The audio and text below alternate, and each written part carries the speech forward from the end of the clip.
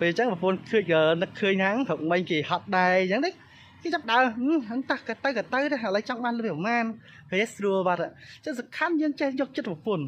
តែយើងចេះយកចិត្តប្រពន្ធហ្នឹងអាធនាគារបែបសួរដកទេអត់មានពិបាកទេចង់ដកប្រហែលក៏បានដែរស្មើណាក៏បានដែរតែសំខាន់យើងចេះយកចិត្តគេ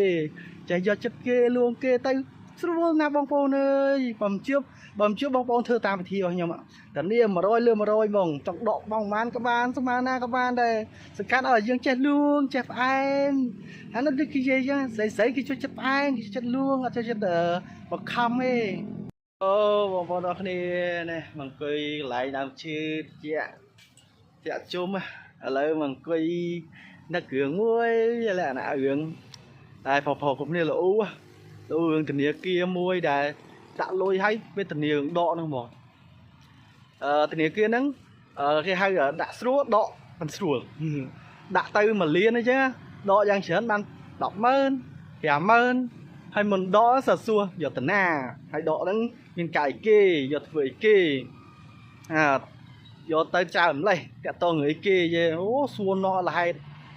នាំតែដកបានម្ដងវេទនាណាតែដល់ពេលដាក់វិញស្រួលណាអត់មានចាំសញ្ញេសួរនាំច្រើនទេ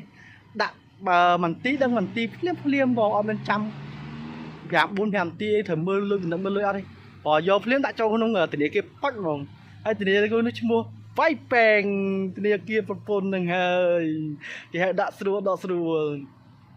តែបើតាមខ្ញុំគិតក៏ប៉ិតអាធនាគារវាយប៉ែងហ្នឹងមានអីពិបាកហ៎បើយើងចង់ដកយើងសុំគាត់ត្រឹមត្រូវទៅឥឡូវឧទាហរណ៍យើងចង់ទៅញ៉ាំការឬក៏កម្មវិធីជប់លៀងអីយើងយើងប្រាប់គាត់ទៅអូនងាកនេះបងទៅ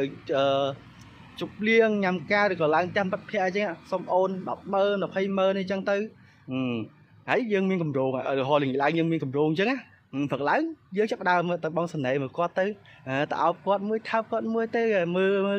ការងារផ្ទះណាដែលអត់តន់ហើយដូចជាលាងចានបោកកៅអៅអីចឹងជូតផ្ទះជូតអីចឹងទៅ